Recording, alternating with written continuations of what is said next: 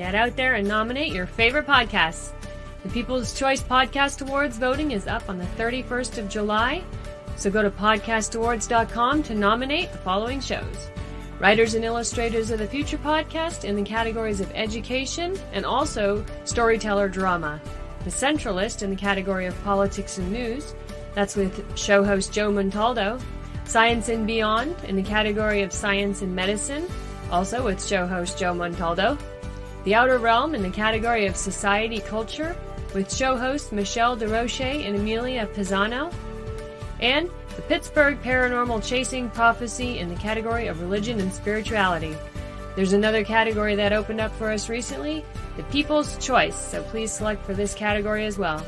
Go to podcastawards.com to vote for these 5 shows and any others you enjoy listening to. That's podcastawards.com. And remember, voting ends July 31st, so go ahead and get your votes in. Welcome to the Church of Mabus radio show. It's Friday night. It's 7:11 p.m. Central. You're listening to United Public Radio. And here we are. We got Eric Grimsrud with us. Did I say that right, Eric? It's Grimsrud, right? Grimsrud, but it was close. Grimsrud. It's like your Dungeons and Dragons name. Exactly. It's like a cool name I would name my character in like a dark fantasy game. Grimsrud. Grimsrud. But anywho, good to be here. Wham's birthday, she went out to the wilderness. And Jay, well, he has to ask off for when he does shows. He does 3 in a row. So we got Eric here with us tonight about Nostradamus. First, I was going to mention something, though. And don't even start, you dog. You dog of hell.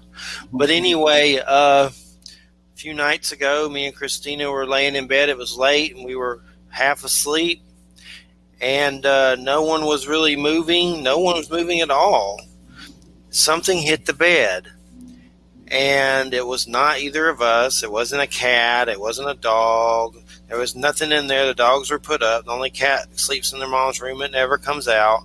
And I got up, freaked out, looking around with a flashlight because I thought something fell off the shelf above the bed and hit the bed. There was nothing on the floor anywhere. So then Christina felt kind of like she felt like she was being choked. Like there was something in the bed. And it was just crazy. Earlier in the week, Christina's grandmother passed away here, which I don't really think it was her. I don't know what it was. But she did pass away a few days ago, and we were doing hospice on her. And these 2 dudes came out for the body that were very tall in a hearse. And it was creepy, like a Twilight Zone episode. I told them that another day, and they laughed. But I want to go there and do a tour. But anyway, she had dementia and was just in bad shape, so she's definitely in a better place than being in a bed and having that craziness. But it's definitely the most I've ever taken care of someone like that. So it's a lot on the psyche. And then there at the end, we had to clean her up to get her body ready. And, man, it's like some Stephen King right in your face. It ain't a book. But anywho, she's her ashes are going to go in an urn, and she's going to have an online memorial service, Helen Aldridge. So rest in peace, and set us up a little cabin there for me and Christina when we croak in the heavenlies. Prepare a place because we had to change your diapers. Thanks. All right. Got to throw some humor in there. But, the Delta variant closed down my brother's Walmart, and 2-day cleansing and 80 infected. Or that's what my brother said. He exaggerates, but it may or not be true. But a lot of people were infected. He wasn't. He had the vaccine, and the test results came back, and he was fine. But they did shut it down. That's creepy. They shut it. It was all on the news. Lynn Haven Walmart. They closed it down. You can look it up for a 2-day deep cleansing. So what have we been? Oh, I've been watching. We've been doing a lot of M. Night Shyamalan here lately. Watching this show on Apple called Servant, which is really crazy. This girl loses her baby and gets a plastic one, and then weird stuff happens and turns real and weird stuff. I won't give too much away. But then we went to go see Old, and Old will trigger you. There was a tumor scene that was crazy that it's going to take a while to get over that one. But it's just weird stuff. I don't want to give it away, but these people go to this island, a resort, and the kids start aging. Everyone starts aging and old and withering away and, crazy. Definitely worth the watch, but definitely I ain't going to watch it again anytime soon. It was rough on the senses. Rough on the senses. Sure, those edibles didn't help any, but hey, nonetheless, it's worth the watch. Might be a sequel to it. Servant's really good. We're on season 2 right now. Some witchy stuff, but I still don't know really what the hell's happening in it. But I mean, I do, but it's weird. There's so many weird things going on that you don't know what's really going on. Everything's like an unraveling of mysteries each episode. But we got Eric here with us tonight. Nostradamus, representing Nostradamus, the man, the legend. How's it going, Eric? Jeffrey, it's going fantastic. I'm out here in Portland, Oregon, so it's been warm out here lately. Portland, Oregon. We're under heat advisory right now. Here it's it's bad. They put out like a weird amber heat alert last night at 3:30 in the morning. It's bad then. It's like 98, feels like 110 or 105 or something. I don't know. It's bad, but I hate it. I can't stand it. Yeah, what's interesting is that if you look at some of the prophecies about this time from Nostradamus, the things that are supposed to be happening during this time are climate zones wandering literally across the planet. And that certainly describes well what we're seeing now. If you look at what is the book, Nostradamus and the Millennium, it specifically talks about that in great detail. So having 116 degree weather in Portland, having huge flooding and some of the other things we're seeing around the world is completely expected. Yep, it's definitely crazy. And I put up a status, and I may have said this last week, I don't remember, asking if people felt dizzy or unbalanced, because I had been feeling that. And Christina and everybody, a lot of people I've spoke to, including there's a NASA guy that worked on Project Gemini that came here to visit Helen, and he was falling all over the place, but he had dementia and he wasn't in the best of health. He was like 90 something, but it was just weird. It was like, he just seemed like he was off balance. When my dog passed, he was like weirdly off balance. And then the neighbor back of us was off balance, like just weird. But what was so weird on that status, not a gazillion, but a lot of people were saying the same thing that they were feeling. And a lot of them, some of them were dancers and never, had the best balance ever. And then magnetic field stuff came up, but it was creepy. I felt like I was in an M. Night Shyamalan movie called Dizzy for a minute there. It was just weird. Like it's some giant celestial object coming that's messing up us all. Planet X. Absolutely. And then something's going to show up, but it was really creepy. But you think it's the magnetic fields? That would be, that's an assumption. I haven't studied it, but there have been, I think it's been pretty clear over the last, year that the weather has been getting more and more wonky, and it increasingly fits exactly that description of climate zones wandering across the planet, which is the specific time frame that the Mabus prophecies are supposed to take place. So things are remarkably close to, to that set of prophecies. It's really surprising. It's spooky. Yeah, and so I know it's Mabus will soon die, and the comet will run. And sure. Is there any comets in the forecast lately that's coming up? Or I know I've heard of stuff. I've been trying to track comets forever, like the trajectory and I don't have a good answer for that. I wish I did. I was able to get some things right over this time period, but other things, I was trying to track comets and whatnot. I can't say I know when the final part of the 5 prophecies happens, but it's pretty clear what happens to this historical figure. It's very well spelled out.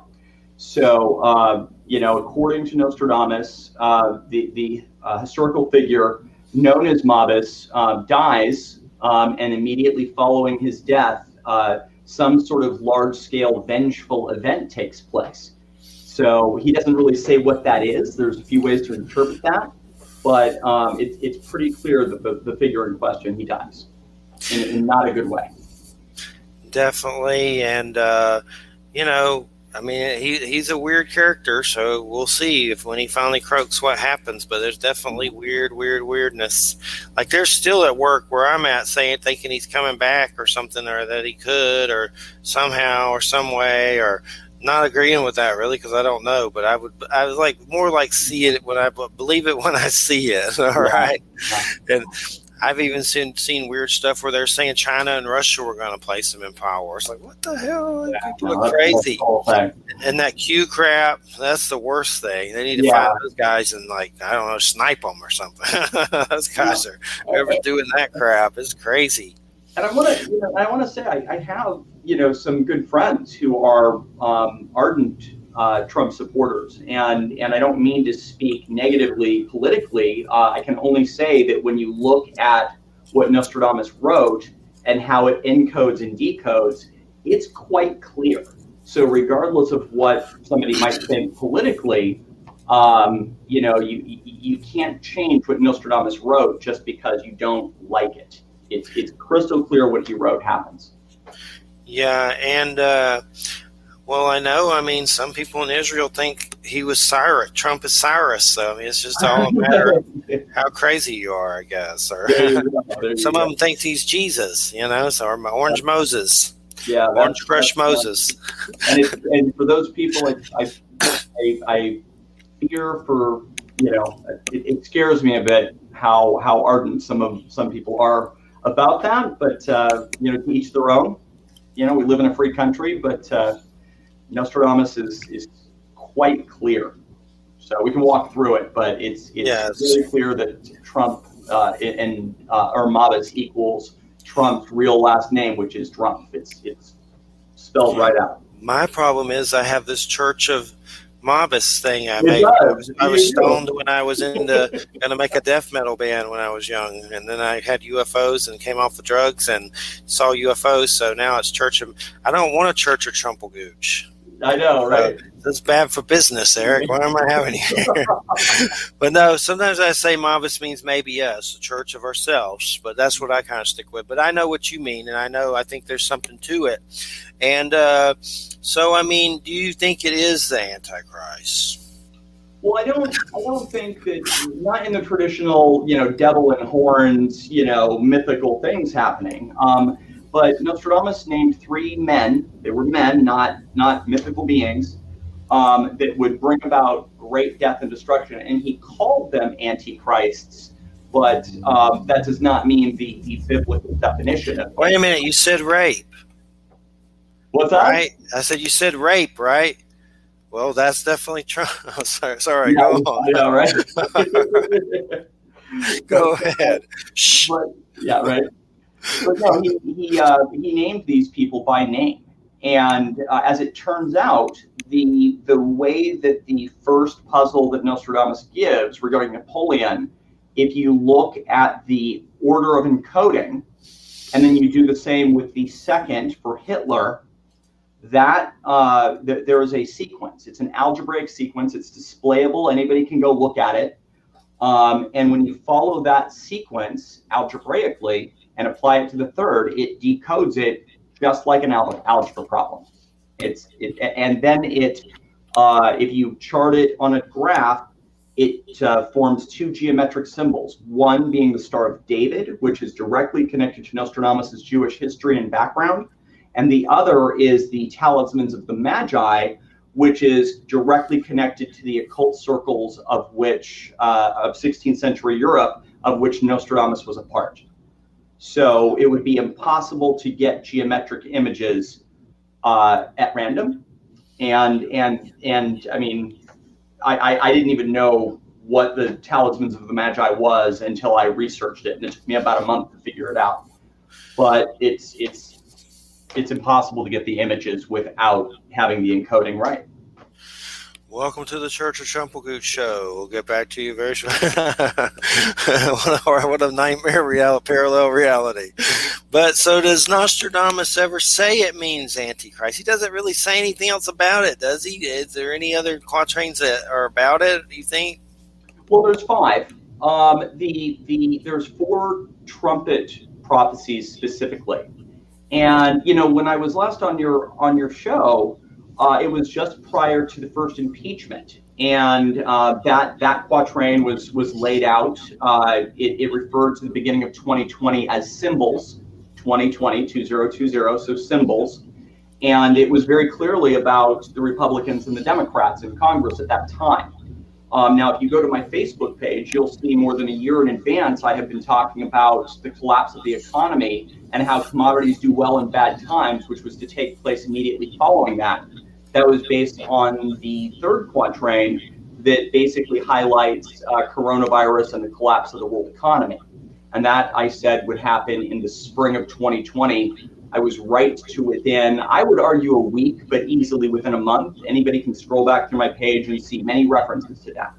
So, yeah, there are 5, 3 have occurred, all of them with trumpet as sort of the core of the quatrain. Well, I know there's like right-wing preachers and stuff that talk about those trumpet things with him, but those seem positive, aren't they? Or yours the same ones? Well, I don't know if when they say trumpet to him, I don't know that they're referring to Nostradamus per se. I sort of doubt it, but it may just be, I mean the Bible. Oh, the Bible. Okay, that's what I mean. Yeah. Yeah, I don't know regarding the Bible.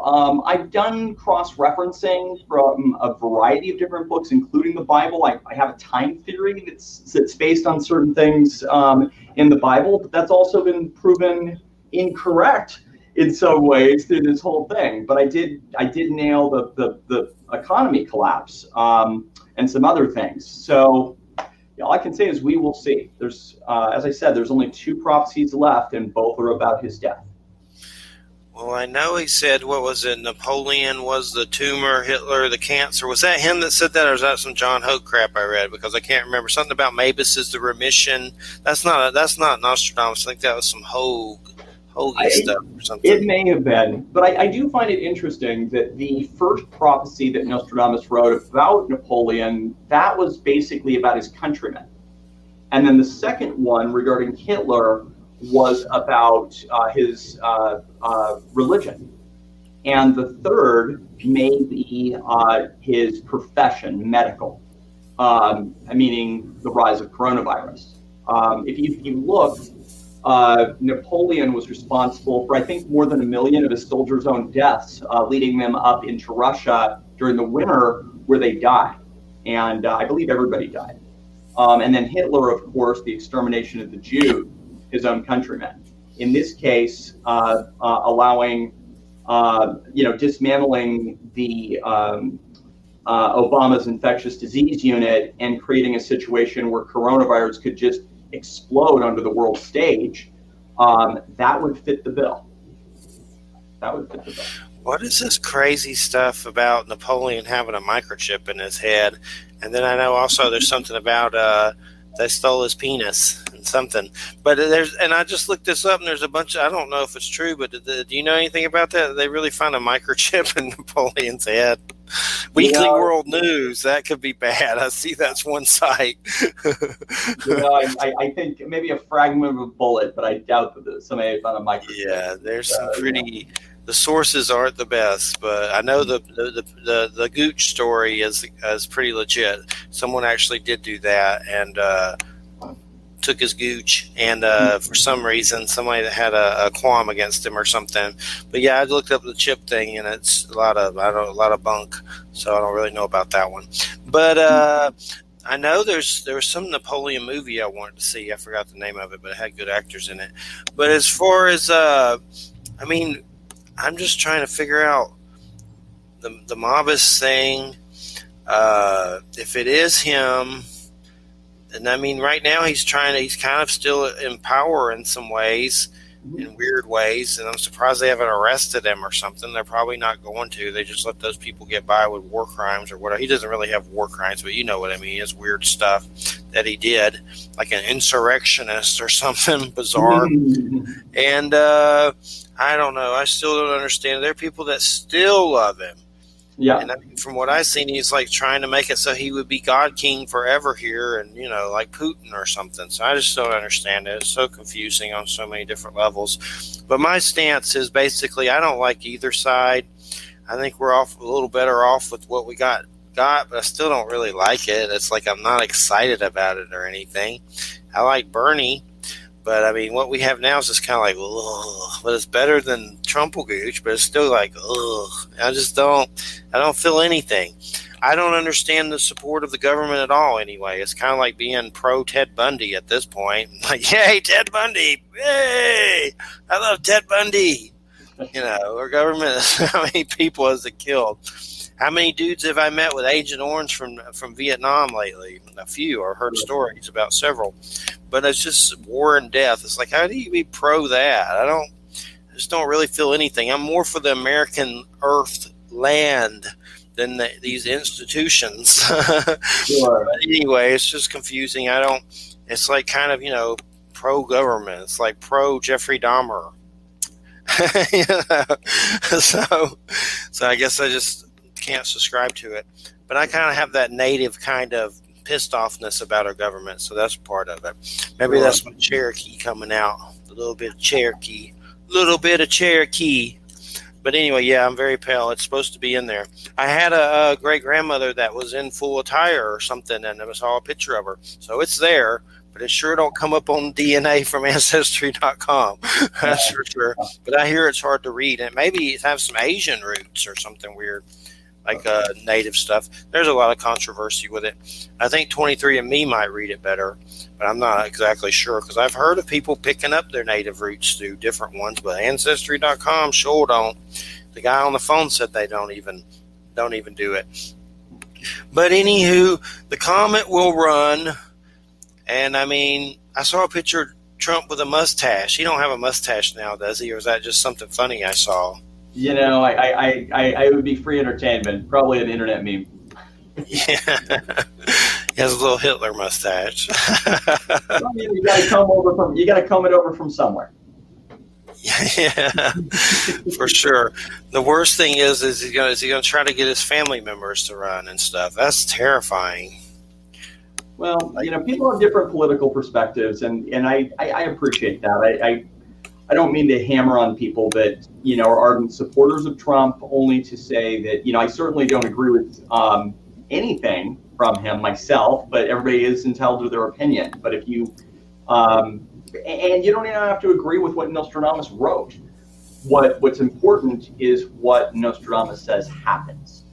So you could completely be a Trump supporter or whatnot, but that does not dismiss the fact that the encoding in this is visible, it's provable, and it's self-evident. And regardless of whether you like it or not, the decoding spells Trump. It just does.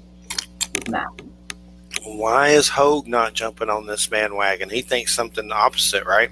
He won't come on the show. He's scared. Maybe so. I purposefully reached out to Hogue myself, specifically because I wanted to test this.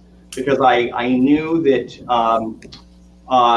literarily, people had always interpreted Nostradamus based on his metaphors, that nobody has ever looked at it as you might with computer encoding.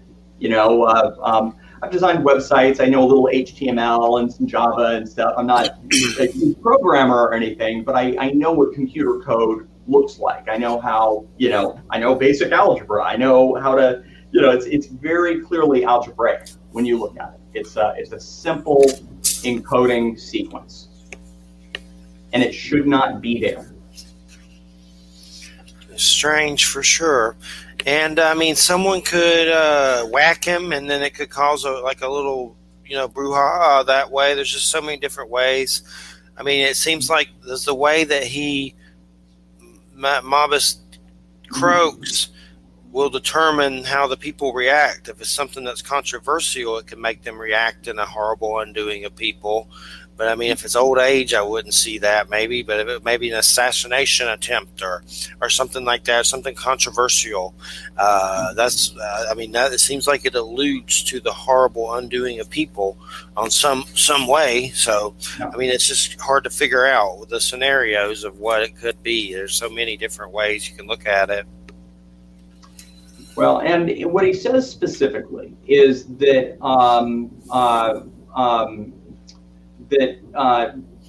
he will shake with great discord. Basically, who will end up lying on the ground. The face anointed with milk and honey, which is Trump, lies on the ground. So it appears to be assassination, and you know, we could assume that it's somebody close to him, E2 Brute style does it. But you know, there's a few ways that it could go down. But the real test is going to be immediately following his death. Does some sort of event that cascades into some much larger thing, does that occur? And we're just not going to know till we get there. But Mabus is such a weird name because you can play around with it with Bush and Obama and get it. You can play around with Osama and Bush and get it. And then now you got play around with it and get Trumpelgooch. I mean, it's a weird little word, no matter which way you slice it. There's little like an acronym or something. And I used to think it just meant Bush and Obama or something, but now we got this. So I'm like, maybe it means all of it. It's like a secret power word. Mabus. Well, there's an encoding key that you have to notice in order to properly decode this. And that is that in the first puzzle regarding Napoleon, when you because the first puzzle, Napoleon, is basically comprised all in caps of 3 towns, and when you put those towns together as an anagram, you get Napoleon Roy, or Napoleon the King, which is what Roy in Old French means. Well, so what is natural to do is to put an extra space in between those two words, Napoleon space Roy. But there's no reason to put that space in there. It is just a phonetic thing that we do naturally. However, if you look at Roy as a political accent, not so much a word, but a symbolism, then there would be no additional space. And that political symbol, if you follow that logic through, adds a final character to Mabus, which is an italicized F. It's quite similar to the Nazi symbol. And that italicized F unlocks the entire thing. I have a revelation that I probably shouldn't say, but supposedly Napoleon was hung like a dung beetle. Hitler, you had 1 meatball and it's probably, packing a small one. I got 1 meatball. I do pretty good, but let's not get into that. But next, Trump, we've had the jokes about that. So there's like a small situation happening with all 3 of these possible Antichrist people, like hung like a dung. They do seem to be very similar historical figures. They're very similar. Very similar. And that's what connects them. I mean, one of Trump's heroes, according to his first ex-wife, one of the few books that he read was Mein Kampf, which Trump would read was Mein Kampf by Hitler, which was sitting next to his bedstand. She said that many years ago. And he's been quoted recently as referencing Hitler in a positive way. So Hitler was is one of Trump's role model or allegedly heroes. And likewise, Hitler, one of his heroes was Napoleon. So these are 3 very much connected historical figures in substance and style. So. That's interesting about Hitler liking Napoleon too. It's weird for sure. So what do we, I know a little bit about Napoleon, but break it down. What kind of Antichrist things did he really kind of do? I know he conquered a bunch of crap, right? I believe it was, taking over France, the killing of his own soldiers through, just arrogance, leading arrogantly and whatnot. I think that if you took any of these 3 historical figures and transposed them, you would have the same result. They are the exact same sort of personality. And they're one that Nostradamus considered to be not a great person, but more importantly, would ultimately lead us into greater and greater levels of tragedy. The thing about this set of tragedies is that it happens to occur during a time when we have climate zones literally wandering across the planet. And every benchmark that I ever learned about regarding what to be looking for when this was going to go down, we're in the middle of it. We're right in the middle of the storm. Definitely. And let's see, Trump was born in 1946, and Hitler, A few years before he died. 1945. I wonder if there's like a similar spirit there or something.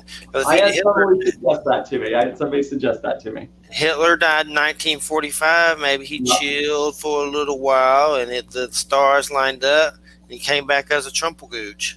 Well, they say suicides come back quickly, and if Trump did, or if Hitler didn't need to commit suicide, that's a fascinating thing. I don't think there's any way to prove it, but it has occurred to me. So I mean, it sounds like bunk, but it's interesting just to think about. Yeah, and Napoleon died in 1821. Did he chill for a while and then say, "I'll come back as Hitler"? I don't recall how Napoleon dies. Actually, it's funny you mentioned that. I don't think I actually recall how Napoleon dies. I don't think it's by suicide though. He let's see. Let me see how. Some other things. I'm looking, and there's some things here about him, but what killed Napoleon? He suffered from abdominal pain, nausea, night sweats, and fever, and was assailed by diarrhea, headaches, weak legs, discomfort, and bright light. His speech became slurred.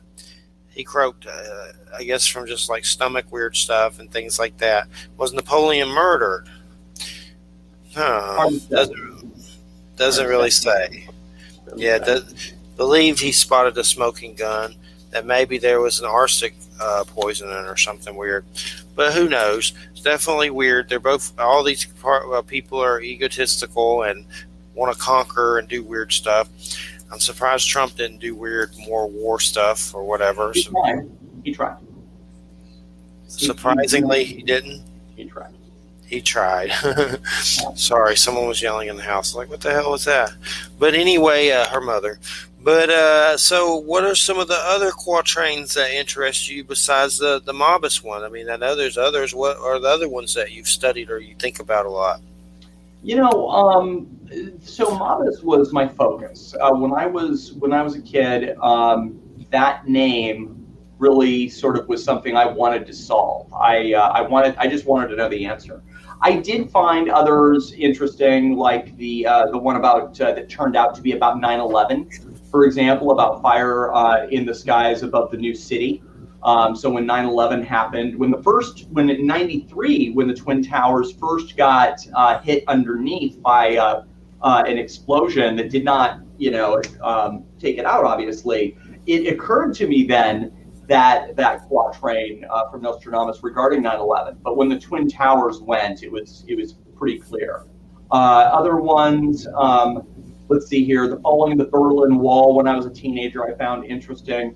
What I also find interesting is that, people assume regarding Mabus that it's about the end of the world. And Nostradamus predicts things far into the future.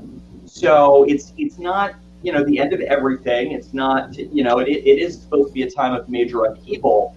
But some of the predictions that Nostradamus gives far into the future are really very interesting.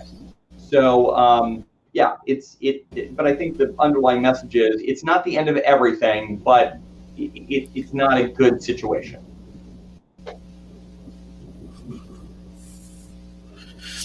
There's some weird stuff right here, and we may have talked about this before, but something about Nostradamus and UFO weird invasion of alien stuff. Something about one of Nostradamus's prophecies about the apocalypse is the UFO invasion between 217 and 220. One of the prophecies of Nostradamus in the book of Revelations said that one of the prophecies of Nostradamus in the book of Revelation say that Earth will be invaded by aliens, human DNA will be altered. That's kind of misleading the way they wrote that, because Nostradamus is not really in the book of Revelation. But should this be related to Revelation 19? Jesus Christ descends from outer space in New Jerusalem, modification of human species. The biblical prophecies in the book of Revelation say they will invade Earth, and this is saying Putin's Antichrist. The return of Christ and his armies may be an invasion of Earth by aliens who will come here with UFOs. It doesn't say what prophecy they're talking about, Nostradamus. I don't see. It's like, if you're going to write this article, at least tell us what quatrain you're talking about, because I don't see it. I don't know which one it's talking about, really. There's a video about it and stuff. I don't you would think they'd at least put the quatrain in there that they're talking about, because I don't see it anywhere. But it seems to be alluding that there's some kind of quatrain. And I could have sworn there was something weird about aliens and his son in some message or something I heard about somewhere, maybe on the History Channel or something. I don't know. Something about aliens. Does anything ring a bell that's alien stuff and stuff? You know, you can interpret other pieces of his work a few different ways. And I think, I mean, given that the military is showing videos of craft going in and out of the ocean, I mean, you know, whatever it is that's coming in and out of the ocean has been coming in and out of the ocean for a heck of a long time. And if they wanted anything to do with us, we'd already know it. So, but as far as it's kind of an invasion, though, in a lot of ways, it could be an invasion, sort of. I personally think we've got a type 1.5, type 2 civilization somewhere underground, but who knows? But they don't want anything to do with us. So what do you think they are? Mole people? I have no idea. Something sucking energy off the core, probably. But I mean, why else would something be here? But I don't think that. I don't know anything Nostradamus specific that has to do with that. It's just, you know, stuff you get off the news and, you know, stuff you glean off of the internet and weird websites. You know, but really, if a type 2 civilization wanted us to not be here, we would not be here. Plain and simple. Exactly, and they would have then wiped us off unless they use us for a food supply. Yeah, they eat us. I don't know. We got a lot of sheeple running around, but I don't see them getting picked off. So I feel like things work slowly. There's a lot of missing people, though. A lot of people go missing. So, wait, here's one that's supposedly about this alien invasion I found. From the 6th, Nostradamus Century 180, from the 6th bright celestial light planet come thunders and storms and Burgundy. Then a monster is born to a most hideous beast. In March, April, May, and March, great wounding and trouble. I don't get it, but that's one that has it in there. That's one quatrain I found on an article. Burgundy, I don't know what that means. Something about a 6th bright celestial light planet come thunders and storms in Burgundy. Then a monster is born to a hideous beast. In March, April, May, and March, great wounding and trouble. I don't get how they think that's. I mean, it could be something like that, but it's from a planet. But they added planet to it, I think. So that's a weird one. That's another one. Well, there's something that's important to note, because regarding the Mabus solution, since it's displayably correct, it shows that there's algebraic sequencing in Nostradamus's work. So, I mean, you'd need a supercomputer to go through it, but if you use this type of sequencing to go sort through quatrains like the one you just read, it would be fascinating to see what would pop out. But, you know, it would take a lot of work to go through, you know, 10 books of 100 prophecies each and algebraically, you know, look at them as code. That would take a lot of work. So it'd be fascinating to do, though, for something like that. What do we know about his son? Did he leave a message for, like, a real son that was born? He did. He wrote a long letter to his son, it's a long read. It's a very long read, but he definitely, has a message for his son and whatnot. And you can pull it up on the internet. If you go to crystallinks.com, it has all of his prophecies without interpretation, so you can just read them yourself. And it also has that letter that you can pull up, and that's on crystallinks.com, where you can find all that. Well, now me and Eric are going to sing Judas Priest Nostradamus to everyone. Nostradamus, Nostradamus. Okay, let's not. But, I saw a trailer. Look this one up for The Green Knight. That looks really good. I want to see that. It's like an Arthurian situation. The Green Knight. Look that one up. It's coming out in the theaters. That looks really good. King Arthur stuff. I just saw the trailer for that. I hope it comes to the theater near us. It reminded me of Excalibur and stuff. Like, it looks good. Like, really good. It's by that A24 film group, and they do crazy stuff like Hereditary and Midsommar and all that crazy stuff. But it's basically called The Green Knight.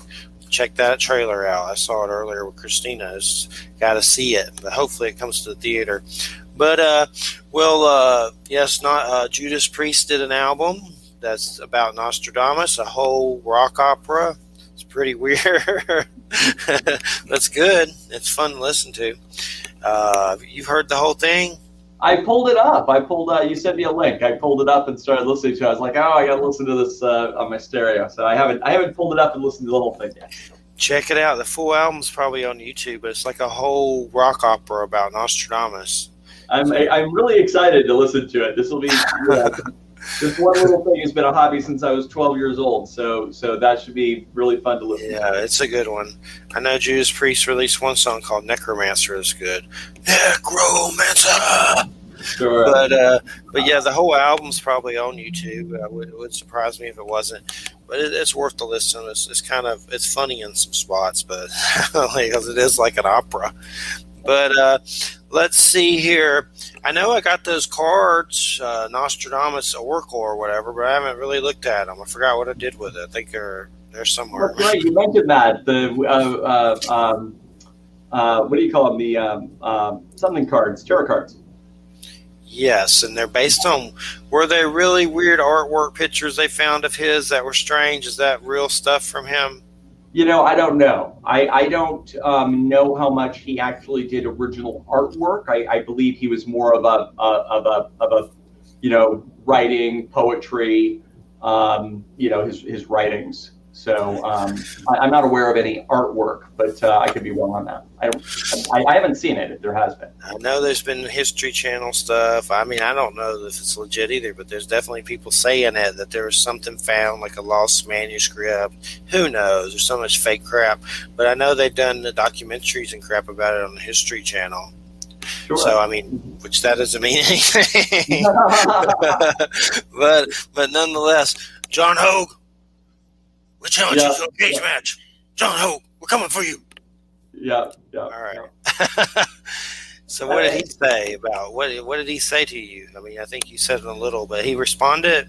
Yeah. No. We had multiple conversations about it, and he has been convinced that the leader of Saudi Arabia, I forget his name, who killed that journalist, has been convinced that is the person Nostradamus is describing.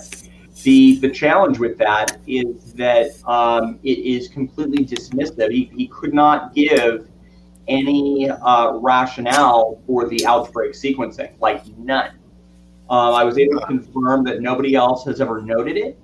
In the 500 years since publication, nobody has ever noted that there is an order to that decoding, and that order follows an algebraic pattern that converts to geometry.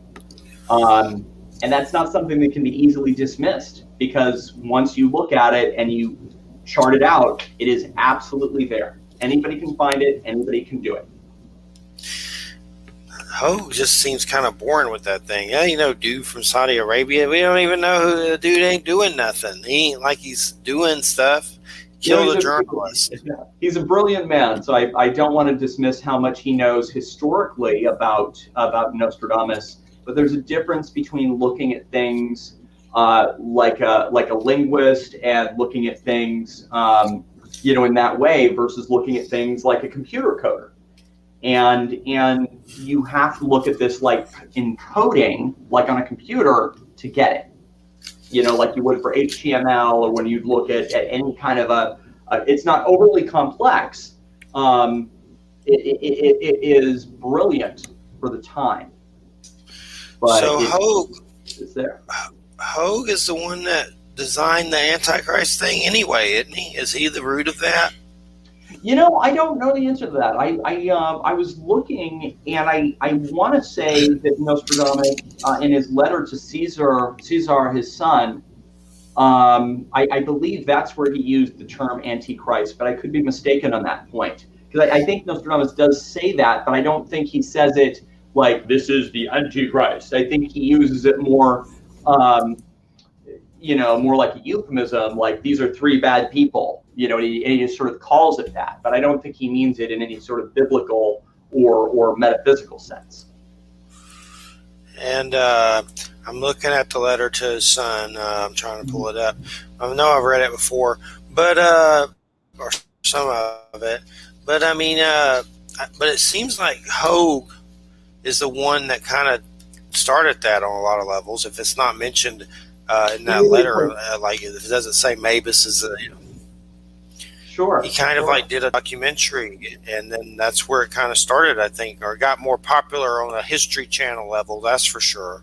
Yeah, History Channel definitely makes. Well, yeah. So Hogue, if you look at his book Nostradamus and the Millennium, I think that he got a lot of the details about what would happen overall correct. But what he got wrong was the timing, because of course he wanted to make everything happen on the year 2000, because that was the drama of the time. And I always thought that even though he was generally correct about what would happen, he was wrong about when it would happen. I always assumed it would be sometime, 2020s, 2030s, definitely not, the year 2000. But we are in exactly the situation that he describes between climate zones going across the planet and political turmoil and all of the things he talks about we're seeing on the news daily right now. They're saying that lost book of Nostradamus may have been written by his son Caesar. There was a documentary about it or whatever. I don't know if it's true, but they're saying. I think that sounds familiar. Yeah. Here's the letter. I'm on Crystal Links. Seems that's long, ain't it? Oh, gosh, it's a long letter. Yes, it's real long, and it's a dense read. Nostradamus was brilliant. I mean, he was an advisor to the 16th century French court to Queen Catherine, and that was one of the most sophisticated courts in Europe at the time. This is only 100 years before Isaac Newton, so this would be the dawn of the scientific era.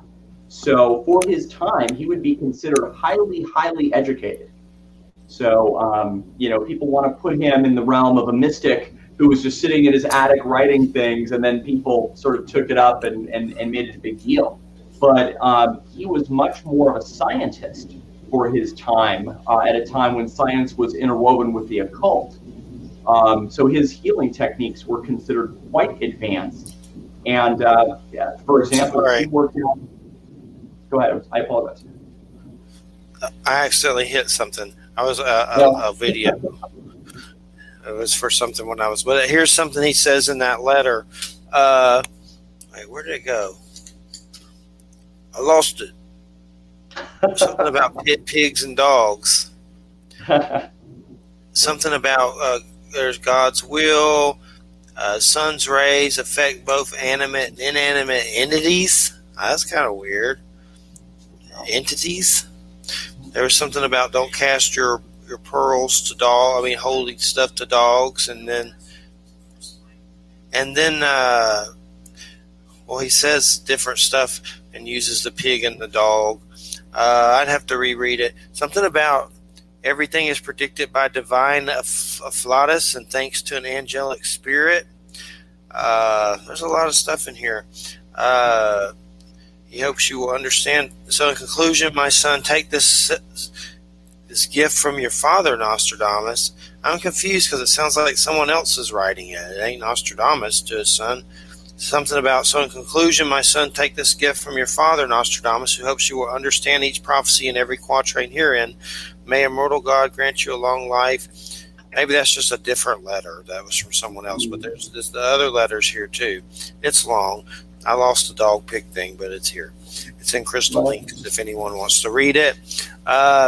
His son, did he become a prophet or anything? He didn't really, did he? Not as notably. Nostradamus really took that on. And also, this was a fairly common practice to people in the medical field of that time. There were different people in Europe in Nostradamus' own time who would craft prophecies. And it's entirely possible that one of those characters, his name was Hodenheim. He was about 20 years prior to Nostradamus, and he was the origin of the talismans of the Magi. He may have been Nostradamus' direct historical prototype, having also written prophecies and having run in the same occult circles of which Nostradamus was a part. So, Nostradamus was not the person who originated the idea, but it was because specifically, I believe specifically, of his connection to Queen Catherine, and when she was able to successfully figure out that that the person mentioned by Nostradamus as one of his quatrains was her own husband, who was killed, as Nostradamus predicted, in a jousting match. So that was the first time that somebody was able to successfully use a Nostradamus quatrain to predict a future event. It was by Queen Catherine in France in the 1550s. So I remember that in the movie. Did you ever see the movie? Yeah. That was the. It's funny, they talk about nobody's ever done it, but then they talk about the two times it was done. So it's been done. It's been done two times before, then and then around World War II by the Allies. And was it true? Was it true that they that he died and his family died from the plague? I mean, that his family died from the plague when he was out healing people. It did. It was rather sad. There's an excellent Nostradamus movie from 1997 that is absolutely amazing. It won awards for the best portrayal of 16th century Europe. And the way it's portrayed, at least in the movie, I don't know if it seems accurate to how it would have happened. He returned home just in time to see his wife die, and it was also that led to a bunch of other events regarding all of the teachings that he had obtained at the time, as far as secret teachings and forbidden books, and a whole library of forbidden books had to be moved, which I don't think the location has ever been. I think that wherever they got taken, I bet that location still exists. So the Nostradamus movie, is it the 1994 one? There's one in 1997. Yep. It's a beautiful movie. Rutger Hauer's in it. Oh yeah, yep. Here it is, right here. I've seen it. I have it somewhere. Yeah, but it was pretty good. It's a real good movie. It's a drama. It's not.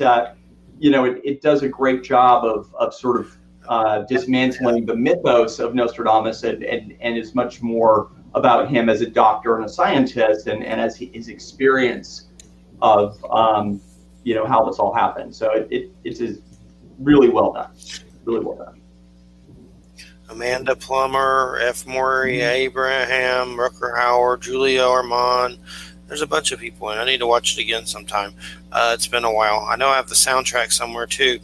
I'm just looking at it on IMDb. I don't know what else this guy's done. Roger Christian directed it. He is one of the people that helped direct Empire Strikes Back. Oh, okay, cool. Empire Strikes Back, nice. He had a hand in Empire Strikes Back, so he's a well-known director for the time.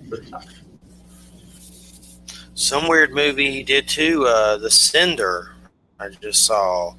A disturbed telepathic man is unable to fully control his ability to transmit his dreams and visions into the mind of people around him, or even influence reality. A female therapist tries to help him, but his mother gets in the way. That sounds weird. That's a weird cover. Look that up sometime. It's by the same dude, The Cinder. But I mean, where he was born and everything, do they like celebrate him there like they do Vlad or something? I mean, do you know? Have you ever been there? No, I haven't. That's for sure. But I'm just kind of curious. Where he was born in France, right? Yeah, I believe Salon, France, northern France. I have always wanted to visit, but life has not led me there yet. But definitely, if I ever get to northern France, I will be definitely paying a visit. So I might even do a little cruising around. Well, because it is books. You know, they moved a whole library because of a situation that happened regarding his deceased wife. He gave her a book that he wasn't supposed to because she allegedly wanted to be considered an equal.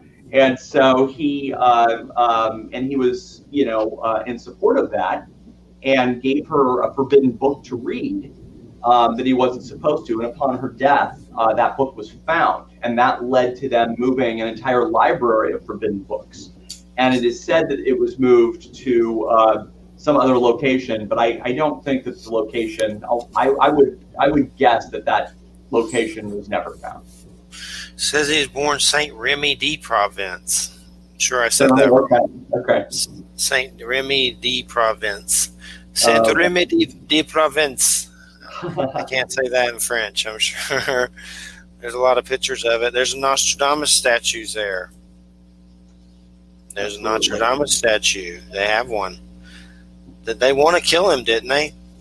The Inquisitions were going to kill him twice. The first time they got a hold of him, the only reason that he was not killed was because the head of the Inquisitions, it turned out that he was dying of the Black Plague.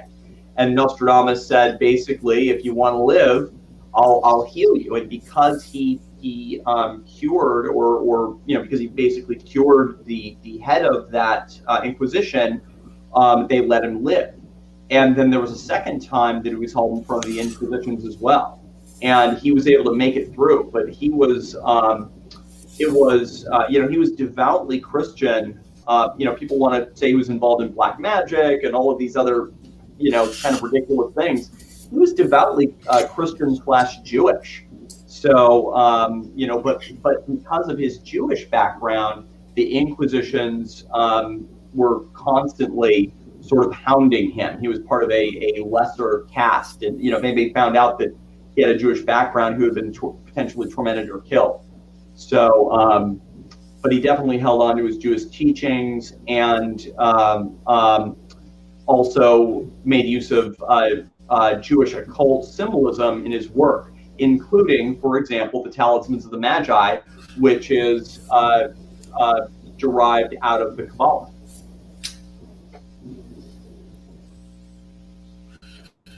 What is this one here? It's not a prediction for 2021. Asteroid, zombies, and a bad bugs. The hell? New York Post. I think I don't know what that one is. Apocalypse might be kind of a little more fun than what we got going on these days. Something about the thing is, few young people half dead to give a start. Few young people to half dead give a start. Fathers and mothers dead of infinite sorrows. Women in mourning. The pestilent she-monster, the great one to be no more. All the world to end. I have no idea, but it's New York Post. Of course, the dead shall walk the earth. What if he saw a Ramirez movie when he was prophesizing in the future on a screen? I've wondered that too when they see some of this dead shall walk the earth stuff. But the great mover renews the ages, rain, blood, milk, famine, steel, and plague. Is the heavens fire seen, a long spark running? There's so many. He has a lot. You can make so much out of it. Well, you have you have what he wrote, and this is why the algebraic encoding is important, because he wrote in a way that the church would not kill it. And he tried, and he said he did this, that he encoded it. Now, if you're a scientist, of the time, even in, the early years of the scientific method, you would still know that math is the only way to encode something to have it reliably decoded later. He said himself that he encoded it. So coming out with an algebraic solution and applying it to different pieces of his work could really derive things, some specifics that really add to the full story of Nostradamus. I don't think that, I think with this edition, it brings up something completely new that we've never actually seen before, which is the answers to the algebraic encoding throughout his work. Are you ever going to make a book? No, I have no intention of, I thought a lot about what I wanted to do with this, and I decided, I would follow what I promised myself I would do if I ever found it, which is just try to warn as many people as I could. I think that there is a book to be had. I think that, if somebody, a really good computer programmer could put in some sequencing and run all of his work through, then I would be fascinated to go through that. But my focus was just this one little snippet of Nostradamus's work, cracking what the transcribed name of Mabus was. The other two puzzles were word puzzles. The third one is a word puzzle. The first two encode in a certain order that gives you the order for the third. It's showable, displayable, and provable. I'm looking at some of the lost manuscript books, artwork. It's weird. There's a lot of weird. Have you seen them? There's boobies in it. There's amazing artwork that's made from the analogies that Nostradamus gives. But again, he had to come up with stuff like a man from Egypt shall come changing money and standards, which translated means a medical situation arising at the beginning of December shall crash the world economy. That's what that transcribes as. But, but he couldn't say Ophiuchus in his work because the term Ophiuchus is an astrological symbology, and just saying the name, he'd be killed. Hence the term a man from Egypt. So how much of his work is like that, where it's, this is what I can tell you, but I can't say it because I don't want to be killed by the Inquisition. There's a weird dragon in one of them. It looks like a trumpelgooch. There's some weird ones. That would not surprise me. That's from the Lost Book. The Lost Book. His son may have drew these. That's what I think. His son may have had a different. His son, may have had that type of, had that heredity manifest in a different way. So, but I think Nostradamus was, I think the only other historical figure that qualifies at Nostradamus's level is Edgar Cayce. That's it. Yeah, those are pretty interesting as well, for sure. I have a book of his or so. I know there's one I have, a purple one. I forget the name of it. But, yeah, he definitely had some interesting stuff that was really unique and different. I remember something about sons of light and sons of darkness coming in a battle, and sons of Belial and stuff from Edgar Cayce. There's some weird stuff for sure from Cayce. He's pretty fascinating on many levels, and I know I've read some of his stuff. I know there's the Edgar Cayce Foundation or whatever it's called. Sure. I forget what that purple book's called. I have it somewhere. So like a paperback. I have to look it up. Edgar is called, hold on, purple, I may not be able to find it, book, something. I'm looking through some of his stuff. But where was he, Edgar Cayce, what state was he in? I can't remember. Do you remember?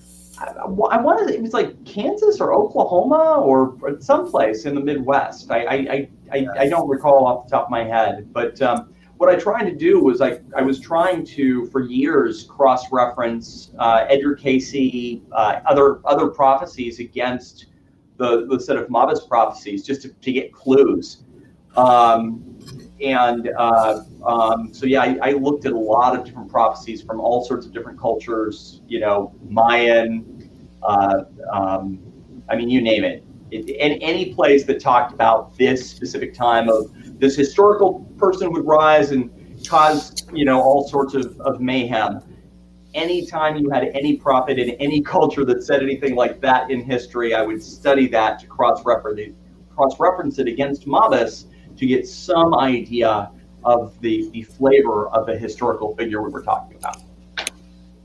So, yeah, and it was funny the whole time, which was the funniest part. Because I had long connected the trumpet in Nostradamus to Donald Trump, but I never took it seriously because who would have expected that he would ever run for political office? And then there's a book about Edgar Casey. There is a river or something. I'd like to read that. It's like his life story. I know Dolores Cannon wrote a bunch of weird books about Nostradamus. She does. Have you ever read any of those? I haven't, but Conversations with Nostradamus. I have that book in the other room right now. Yes, I've read that. It's quite interesting. Her book, she claims that somebody that she was doing past life regression with somehow was a student of Nostradamus's, and allegedly they were able to make some sort of connection of some type and actually ask questions. I'm a bit skeptical of that, but I also kind of believe that consciousness is sort of based on quantum entanglement, and that spooky action in the distance, who knows? But I find the book was interesting, but there was something in it specifically, even though I was a little skeptical of it. There was a piece that I read that struck me, and that was where Dolores Cannon talks about how the person she was interviewing could see the historical figure in present time, this Mabus figure, this character, and that they were in our present. I mean, it was very eerie, like there was some feeling of truth to it. But again, it was an interesting read. Who the terrible Antichrist is and where he's living now. There's another one from her book, When We Will Have Mass Communication with ETs and Why They Make Contact with Us. They seem interesting, but kind of goofy at the same time. I would check it out for sure. I'm familiar with Ozark. I get their DVDs when they do speaking stuff. Well, there's Stephen Greer that says that he's been able to communicate with ETs with consciousness stuff. So there's that. So. Yeah, Stephen Greer. He's released a lot of stuff lately about UFOs, and it's kind of controversial. I've heard good and bad, but I don't really know him. I know I've had his friend on, Steve Alton, who's real good friends with him. He writes books, fiction books. One's called Meg, about a big shark or something, but he's friends with him. And I know basically his last documentary came out, The Cosmic Hoax. I didn't see it, but it said something about the government knows that we have all these UFOs and other countries have them. Of course they do. And where they come from, and a lot of it's just other countries that have them, and they're keeping it on the down low and acting like it's not them still for some reason, like it's a secret. They're not saying we have these. The government doesn't like saying we don't know what that is, or that we can't control it. So, it's people. Yeah, there's something else flying below the water. There's something. Don't know what it is. For sure, the UFO topic's definitely gotten a lot weirder and lately on the news and everything. Nothing like seeing it on Fox News and them freaking out about it. That's entertaining. I don't watch Fox News, but I've looked up UFOs, Fox News on Netflix and watched that. Nothing else, just to see it because it's funny. But when we put boots on the ground on Mars, I think that's going to be a very pivotal. Like that's when we start becoming truly a spacefaring civilization, when we put boots on the ground on Mars. So if there is anything out there, there's probably benchmarks for do they even want to talk to us? Because I mean, come on, what a mess. Would you want to talk to humanity? They're gonna find Kang the Conqueror. Yeah, exactly, right. Yeah. Did you get to see those Loki episodes? Oh, of course, absolutely. I'm a good. big Marvel fan. Really weird how they got into the timelines. That was really interesting. All the timelines and the variants and and then of course there was his version of him that was kind of the good Kang, even though I'm not sure I would call him that. The one at the end there wasn't the actual, the main, I guess, the evil version of him. I don't know the whole story of Kang the Conqueror, but kind of just now learning about him. But he seems interesting, and I know that guy, Jonathan Majors, he's also in Lovecraft Country. He did a really good job playing that role in Loki for sure. So definitely looking forward to that. I know Kang the Conqueror is going to be in that new Ant-Man movie too somehow, and I guess that's like the next Thanos or whatever storyline or something. Big. It's always these weird alien conquerors, which is kind of creepy. Yeah. Well, I think was it Black Widow? Scarlett Johansson apparently is now suing Disney. So that'll be interesting to see how that plays out. So I saw that, and then I saw that Emma Stone was going to try to sue him for that Cruella. For the Disney Plus thing. Yeah, because I guess they're streaming them and putting them at the theater when they're just supposed to put them at the theater or whatever. Well, the challenge is that if they tie the, as I understand the thing, and I'm not an attorney, obviously, but they tied her bonuses to performance at the box office. But if they release it on Disney Plus, then there's no reason for somebody to go to the box office, and Disney gets to pocket the whole thing. And effectively, that equaled $50 million or some crazy number for Scarlett Johansson. So, friends and loyalty is good, but $50 million is $50 million. And how much did she make already? Probably though millions. A lot. But I mean, come on, if it was you or me and it was $50 million, I think we're friends, but I want to get paid. I'm wondering what they're going to do with Dune and HBO Max. I don't think it's going to be on there now. I originally said they were going to put that new Dune movie on HBO Max, but I don't think it is now for some reason. It's just going straight to the theaters.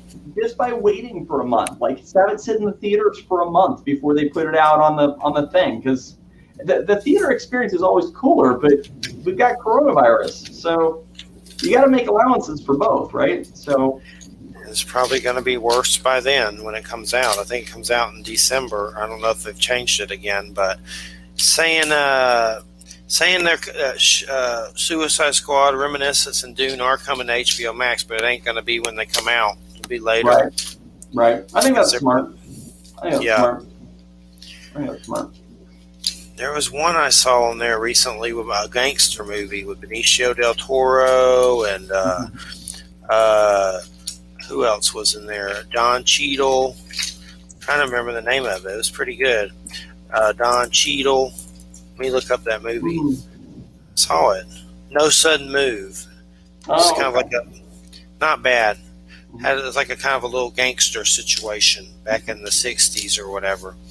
But Benicio del Toro was in it, and Don Cheadle. There's a bunch of people in it. That David Harbour was in it. That dude from Mad Men. I forget his name. Oh, Ray Liotta was in it. Mm-hmm. It's worth watching. It's on HBO Max. But I need Dune. D-U-N-E. Looking forward to that. That one looks good. That one definitely looks like it's going to be good. There's so much riding on it. If it does well, it could be a whole Star Wars situation, for that, universe. I think science fiction is really a good lens to be to sort of understand, because when you think of the Nostradamus stuff, what would you, if you were in the 1550s and you were going to write something about the future, it would all seem like science fiction, right? And how would you describe things? And then how would you describe them in poetry in an obscure way to be clear to somebody who would decode it later, but it would be invisible to people that were trying to kill you? And that is effectively what Nostradamus does. And so looking at things through the lens of science fiction, I think it gives us more of an open view of how that could occur. But so people get absorbed into the mythos of Nostradamus without looking at who he was and at the core as a scientist.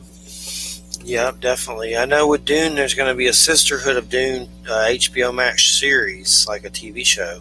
or whatever too. So that's going to be correlating with it or whatever. So looking forward to that for sure. So, I mean, what else do we know? Did Nostradamus, I mean, he was married, right? And then she passed. Did he marry again? Do we know anything about anything else that happened? Yeah, he was married twice, and his wife. And as I understand it, he had both his wife and he had children that died when his family died. While he was sent away to go battle the Black Plague in another region of France.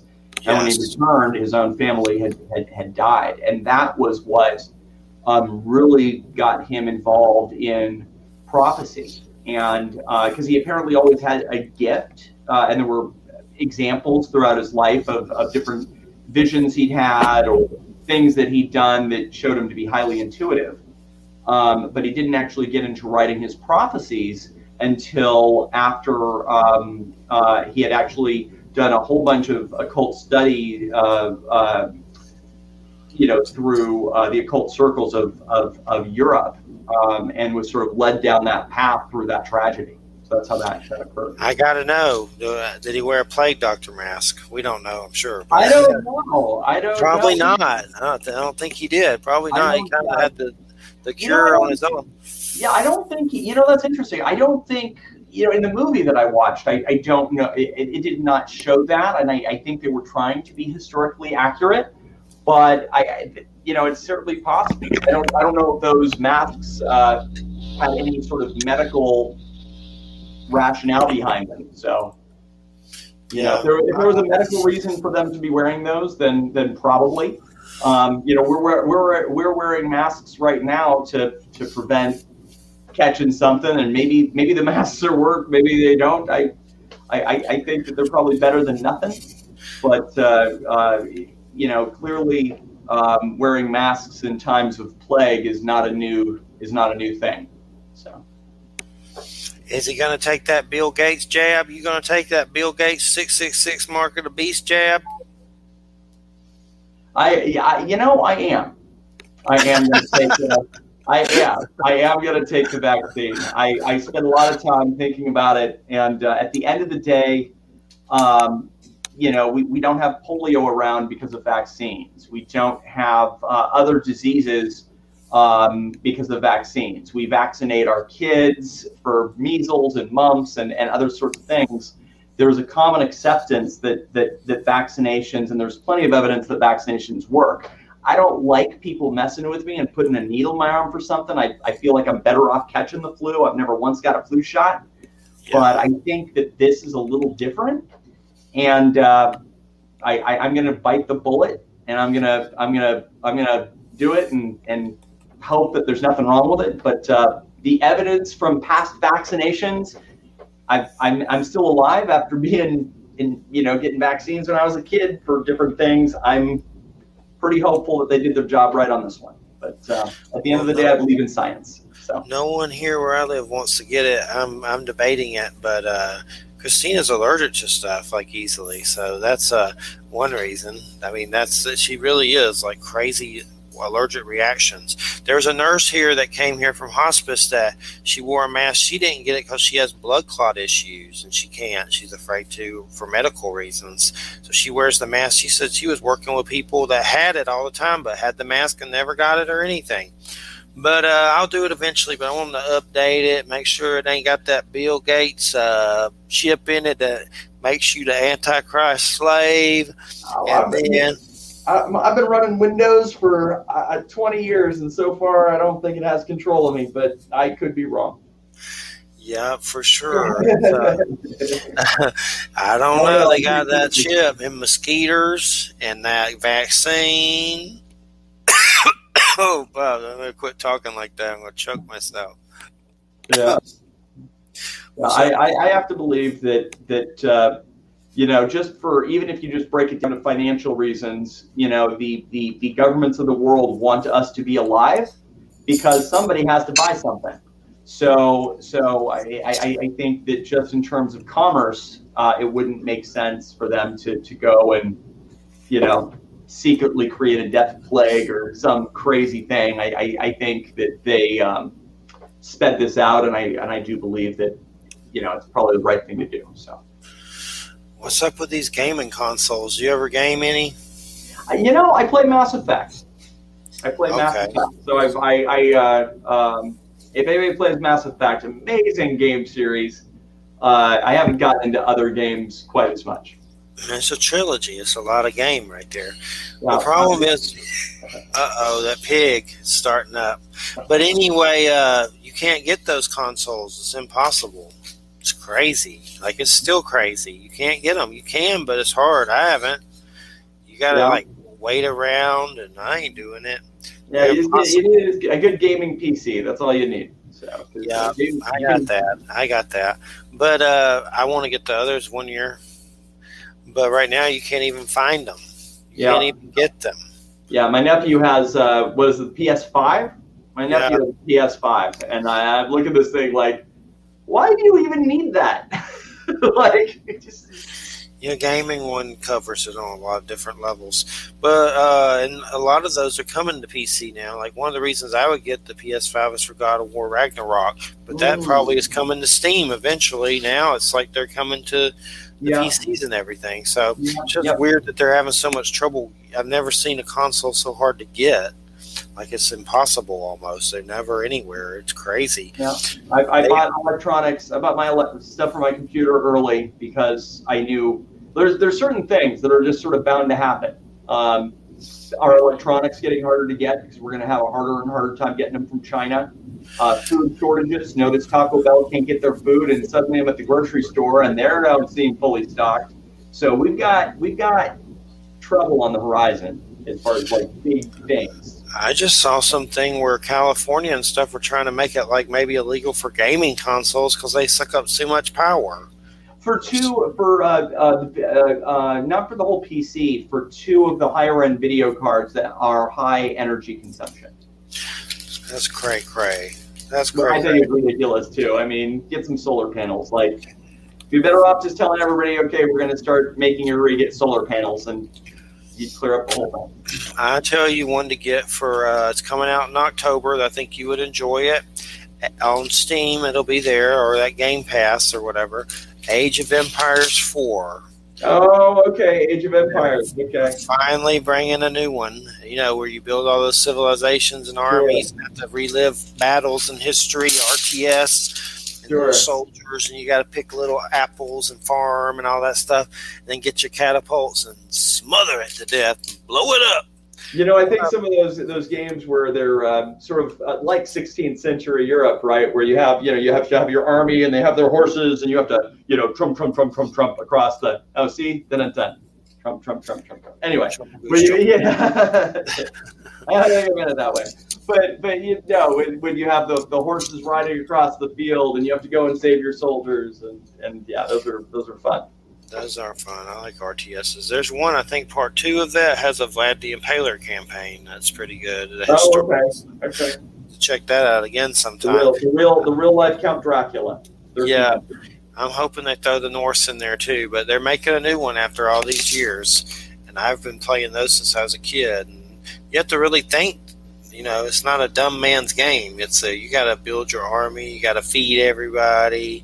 You got to have food supply, wood supply. You got to have a gold supply. Then you got to, there's all kinds of stuff. Ride your elephants in. I can't believe they really use elephants in battle. How mean is that? They did. It's crazy. I'm not sure who did, but they did. I think the reason I've appreciated Mass Effect is because it's one of those games very similar to this whole Nostradamus thing, really, which is, one man knows the truth and he's going to figure out the thing and he's going to go and I've always liked that story. Any story that is sort of like that, I always appreciate. That's very much how this feels pursuing this Nostradamus thing. I knew how it would appear, but I knew that this is what I sort of had to do, is be as public as possible about it. So, whenever I play Mass Effect and this only one person knows the truth, and you're a fool not to see it. I love that whole storyline, I think, because of the stuff I've been doing with Nostradamus. I'll play it again one year. For some reason, I had trouble with the combat in one of the first ones. I was like, I can't. I sucked. I was the new edition, the new one they did, they just released it, is so good. They took all the graphics and took it off the charts. It's awesome. reamped it. I'll have to check it out sometime for sure. We'll, I know. a plug.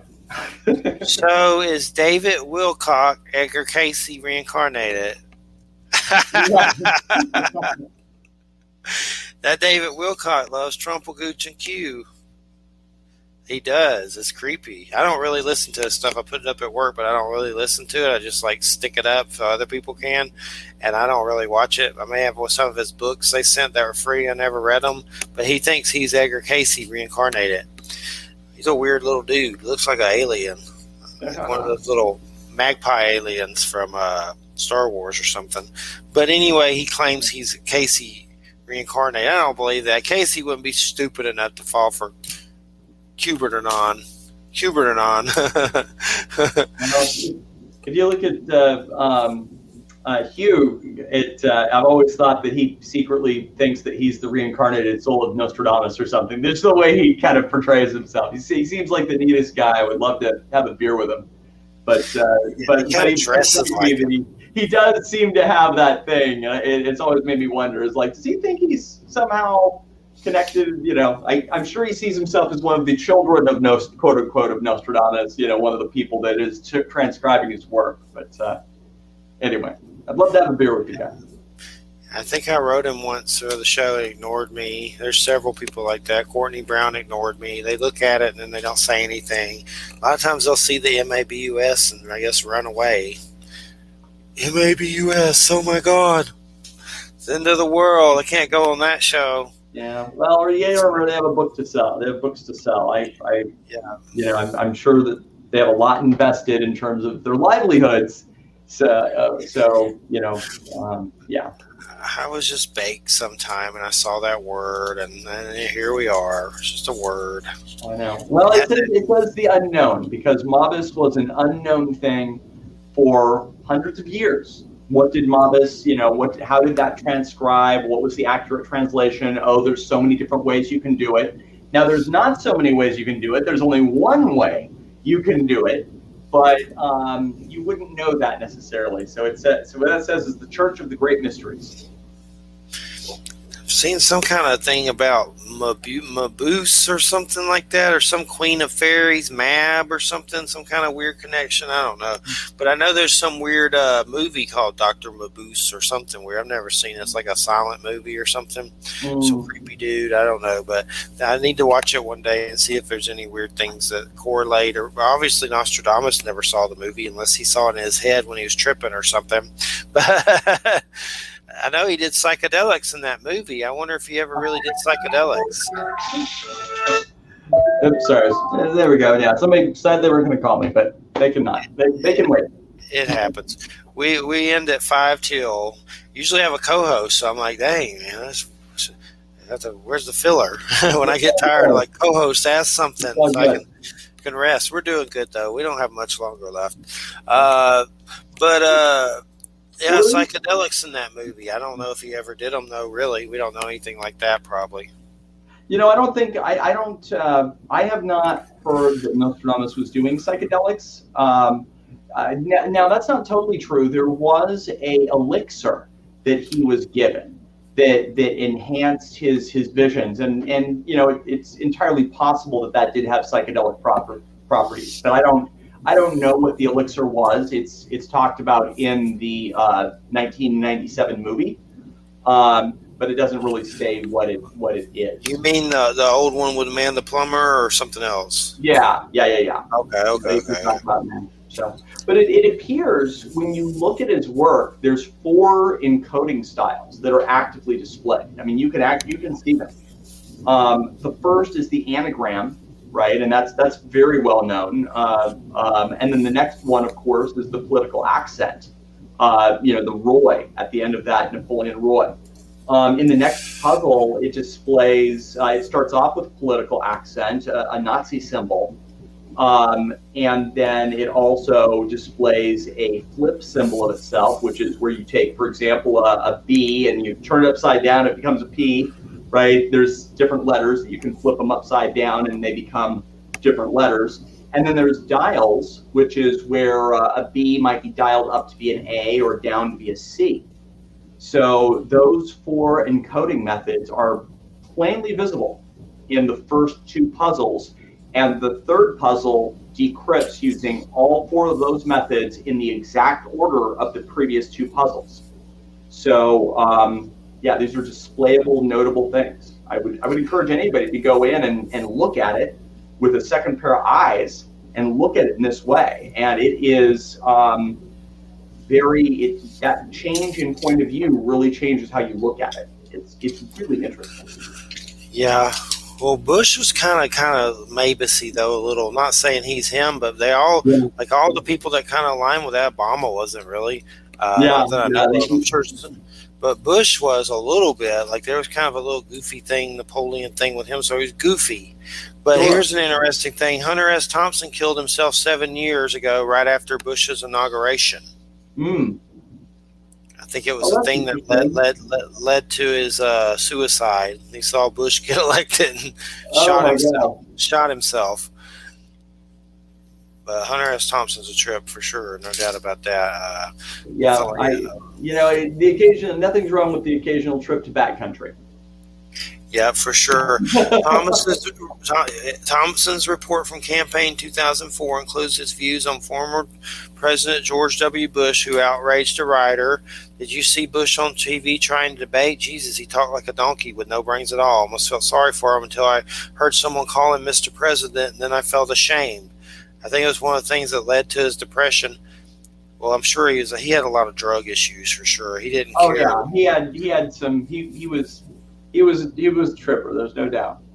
He didn't care what you thought about it either. No. He did, for sure. I have some of his books, and of course, you've seen Fear and Loathing in Las Vegas, right? Oh, of course. I heard Johnny Depp apparently he had a lot of problems after making that movie, just because he really gets into his character development. Well, imagine getting into being Hunter S. Thompson. And then having to pull yourself out of that headspace after you've done the movie. I can imagine that would kind of mess you up for a while. For sure. And then Bill Murray played him in Where the Buffalo Roam, which is an older one. Yeah. I heard there was some kind of TV show coming or something about Hunter S. Thompson. I don't know if it's just like a documentary or something. I'll have to look it up. Remember something about a TV series. Look it up and see if I see anything. Final 24 Hunter S. Thompson episode. I don't know what that is. There's all kinds of weird stuff on here, but I know there's something about television series in development. That was 2017, so who knows on Rolling Stone. Final 24. What is that? Oh, it's an episode, like a documentary episode. I guess final 24 hours of Hunter S. Thompson's life. It's just some show on probably A&E or something. I've pulled that up. But let's see what it says about this Hunter S. Thompson television show. A new series based on the life of famed gonzo journalist Hunter S. Thompson. MGM Television. Rolling Stone. It's on Rolling Stone. Who knows if it's still happening, hopefully. He committed suicide in his home in Colorado, 2005. I know I've seen pictures of him and Depp and Cusack riding around. May have been a blow-up doll or something with him. I don't remember. But something crazy for sure. And Fear and Loathing in Las Vegas, that was a fiction book, wasn't it? Isn't it a fiction book? I'm pretty sure it's like fiction. I think that was a real experience from Hunter S. Thompson. I think that I don't know how true the movie was to the book, but as I understand it, that was pretty close to actual things that happened to Hunter S. Thompson. So, you see what God just did to us? Yeah, we're going through that now. Yeah, for sure. So, what do you hope to do more in the future with your Nostradamus work? Is there anything else brewing? There's nothing else to do. I made a pact with myself that if I ever solved this one thing, I would that was enough for me. And I take on a much easier hobby than cracking this puzzle. I mean, I spent decades really trying to figure out how these three terms fit together. And I found it. And it turned out to be something as basic as algebra. So, which certainly makes sense when you understand the man who wrote it. But yeah, no, I'm doing this with it, and then after that, I'm sort of done. Well, it ends with with his death, I'm done. So this has been a long, I first started publishing on this in 2017. I've been right about some really spooky things over this whole time frame. Things and I don't go around telling the future. That's not my thing. I'm in sales and I enjoy technology. So, I should not have been correct about things like the impeachment hearings, the collapse of the economy, the turmoil at the southern border, the rise of coronavirus, any of the things that have come up, the death of now hundreds of thousands of people and more to come. I should never have been right about any of that, and I've been right about all of it. And it is only from this set of 5 quatrains. 4 of them that you can look up on Crystal Links. Just look up trumpet. You'll find every single one. The first one is about the turmoil at the border. It talks about it in detail. Talks about, it literally says the city will repent, as in that wall will never be built. The next one is clearly about the impeachment hearings of 2020. And that being the beginning of the downward spiral of public opinion against Trump, which some would say that was the beginning of things starting to go down, right? And then based on how he handled the coronavirus situation. And then immediately following that was the collapse of the economy. All of those things have happened. So we're 3 out of 5, plus an algebraic sequence that gives the guy's real last name. I would say that so far it's proven remarkably accurate. Definitely interesting, no doubt about it. There's one show for some reason I was thinking of. If you need a good one to watch, it's on Hulu. It's called Sasquatch. It's by the guys that did Stranger Things, Duster Brothers or whatever. But what it is, it's a true crime series where these guys in a dope farm, I forget where it is. It's a popular place in some state. I forget where it is. Maybe Pacific Northwest or something. But anyway, these dudes die, and the guy hears that a Bigfoot did it. So this dude is a award-winning journalist. His name's David something. But anyway, he investigates it and goes up there snooping around, and it gets crazy as hell. And basically, there's a guy nicknamed named Bigfoot, and he gets to meet him, and I don't know if he ever figures it all out, but it's like a documentary true crime series, and somehow they found these I guess Mexican dudes in pieces, and they made it look like a Bigfoot did it because I guess they stole their dope, their marijuana field or something, and then the guy had heard when he was working there on a grow farm or whatever that a Bigfoot attacked them.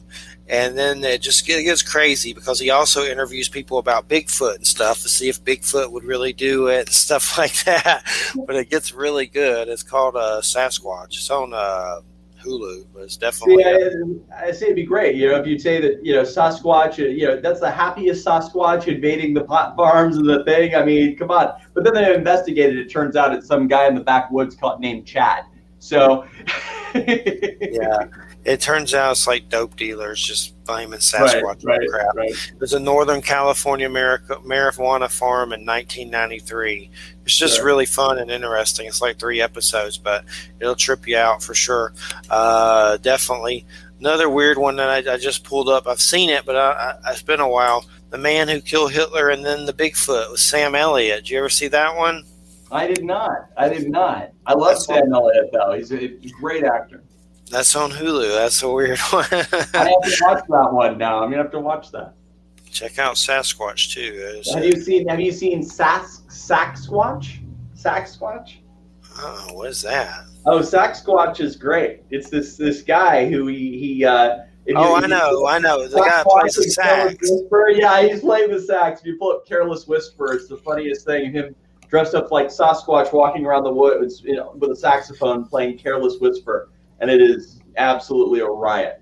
I have that guy on my Facebook. Yeah, that's got to be hot as hell out there doing that. Sure it is. Yeah, the guy's dressed up in a, And then playing the sax. Saxophone. Yeah, he's probably in Portland. So keep Portland weird. Yeah, exactly. It comes up a lot. Christina knows the area, and it comes up a lot through different people, for sure. Let me see here. We got about 5 minutes or so. You got anything you want to plug? Any links or your Facebook or whatever? Well, definitely if you want more information about and just keeping up on the Mabus solution, you can pull it up on Facebook. Just hashtag the Mabus solution, and you'll find the posts, and you can certainly like the page. I'm not trying to make money on this. I just decided I was going to get this out there, and people can make up their own minds. But you can see the full formula. You can do it yourself. It's easily done once you know what you're doing, and the complete instructions are there for anybody to look at and go through. So it's definitely a trip out. So we'll see what happens for sure. It's definitely been crazy. It seems like all this Delta crap's going to make it crazier. And then I even saw something that's scary. Vaccinated people can carry it and give it to people. Unvaccinated. Of course they can. It's crazy. Yeah. Crazy. But Eric's getting the jab soon. JoJo got the jab. JoJo got the jab. JoJo got the jab. Eric getting the jab. Jeffy ain't got the jab yet. Well, if you can breathe, you run a risk of carrying this to somebody that you care about, and that's just the way it is. Whether you're inoculated or not, it's in the air. There's not much you can do about it if it's in the air. You can try to cover your mouth, and maybe that'll help you, but you're still going to carry it around on your clothes, and you're this and that. People are going to inhale it. It's airborne. What if you just don't go anywhere? Yeah, well, I've been doing that. I work from home, but I go places. How long you can do that before it's like you gotta go out and live in the world. So we're all gonna have our round of it. So you still coming down to Florida? I am. I'll be down there in looks like it's either late October or November. It's a company thing. Through my company, we're all going down there. So I'm definitely making a point of taking a little extra time. What do y'all do? Y'all just like work and stuff? No, this is as I said, I'm in sales, so this is for meeting certain sales benchmarks as a team. Oh, so it's like a vacation. Yeah, it's a little. Well, I'm sure there'll be some work in there, and I'll be down for a couple of extra days. So yeah, it's going to be a lot of fun, but. Yeah, I don't work in a esoteric kind of a thing. I have a very linear job and whatnot. So and a lot of the people I'm sure that I talk to, they're not so sure about this Nostradamus thing, but that's okay, So I want to do Halloween Horror Nights sometime. We got they got crazy Rob Zombie stuff and Bride of Frankenstein. I guess it's at Universal Studios or whatever during Halloween. I've never been to Disney either. Maybe one year, but Halloween Horror Nights I'd rather do more than Disney. There's supposed to be like some Rob Zombie thing, all kinds of weird stuff. But you go through weird stuff. There's supposed to be a Haunted Hill House of Haunted Hill or whatever, and all kinds of stuff. Get freaked out. I don't know how far that is from Tampa, but it's pretty. That's the problem with Florida. It's shaped like a Sasquatch phallus. I know from here to Miami it's like 10 hours, and that's at the bottom of Florida. Sure. I'm up top, so it's like at least 10 hours from top to bottom. Yeah. And, I was born in Pensacola, so. Oh, okay. And then what made you move? I never had a choice. It was when I was a baby. Oh, and you moved to Oregon. Yeah, I was born on the naval base there. Did you take the Oregon Trail? I apparently my dad did. It was called my mom. Watch out for dysentery on the Oregon Trail. The Oregon Trail, for sure. Well, man, it's been a hoot. We did it. We survived without a co-host. It was good. We did good. Usually I freak out and feel an empty space and freak out, but I didn't. I kept it rolling. So did a good job. Thanks so much for coming on. I enjoyed it. And let me know. You need to get another interest to go after. You need to, once this one's over, try to figure out another one. Just for fun. I think after this, I spent 30, however many years from the time I was 12 until whatever 2017, trying to crack this dang thing, and I finally did it. I think my next hobby is going to be something much easier. Sasquatch. Yeah, right. I'll take the saxophone or learn pottery or something. Maybe I'll crop testing. Maybe, I don't know. We'll see. Yes, you need to play more than one video game. yeah, exactly right. My son tells me the same thing. Check out Age of Empires 4. I'm telling you, it's going to be good. That's a good one. It's history, so you learn. At least you're learning too. So you're not a complete mind melt moron from playing it. You can at least learn about history and war and medieval. They better have some Viking stuff in there for sure. That's what I love. Well, I think I'll probably get back to doing adventure stuff. So that's something I love. I love doing things like skydiving and rafting and that kind of stuff. So I think I might get back to, those will be my hobbies, or something a little bit more physical, I think. All right, watch out for gravity on that one. I can't do no skydiving. That's hey, for sure. If at first you don't succeed, skydiving's not for you. Yeah. All right, man. Well, it's a good show. Have a good weekend and take care. Thanks so much. Take care, man. All right. Everybody listen to United Public Radio. Thanks for listening. And we'll see you next Friday. Hope everybody has a good weekend. And we'll catch you later. Stay cool. Stay frosty. Watch out for Trumpelgooches and the Mabus, the Antichrist. Good night, everybody. Good night. I bid you well. All right, everybody. It's time to vote, vote, vote. Get out there and nominate your favorite podcasts. The People's Choice Podcast Awards voting is up on the 31st of July. So go to podcastawards.com to nominate the following shows: Writers and Illustrators of the Future podcast in the categories of education and also storyteller drama. The Centralist in the category of politics and news. That's with show host Joe Montaldo. Science and Beyond in the category of science and medicine, also with show host Joe Montaldo. The Outer Realm in the category of society culture, with show host Michelle DeRoche and Amelia Pisano. And the Pittsburgh Paranormal Chasing Prophecy in the category of religion and spirituality.